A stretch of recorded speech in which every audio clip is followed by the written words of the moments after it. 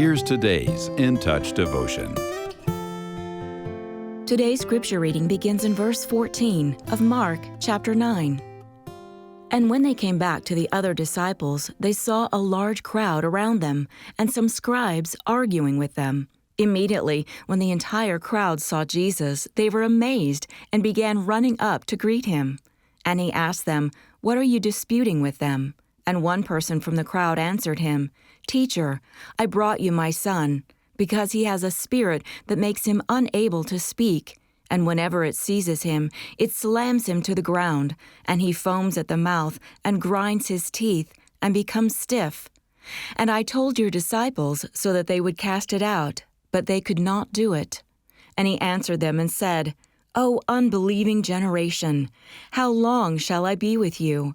How long shall I put up with you? Bring him to me." And they brought the boy to him. When he saw him, the spirit immediately threw him into convulsions, and falling to the ground, he began rolling around and foaming at the mouth. And he asked his father, "How long has this been happening to him?" And he said, "From childhood. It has often thrown him both into the fire and into the water to kill him. But if you can do anything, take pity on us and help us."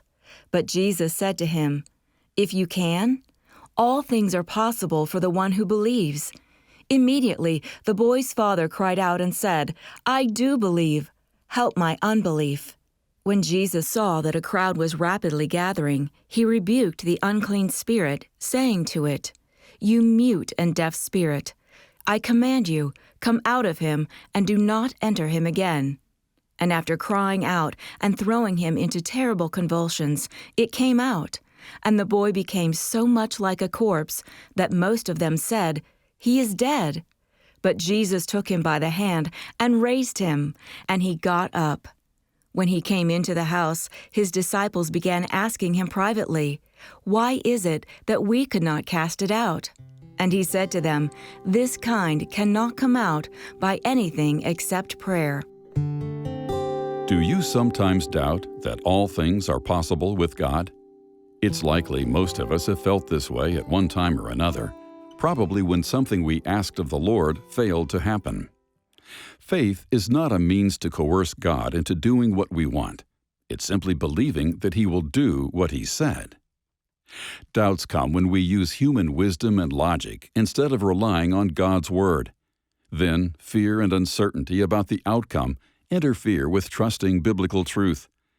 It may seem as if we're going out on a limb, but in reality, trusting the Lord is a firmer foundation than relying on ourselves and human reason. When those of us who are believers focus on God instead of on the situation, our faith grows stronger. In many ways, we're like the father in today's story. We believe in Jesus, but sometimes struggle to trust that He'll help in our time of need.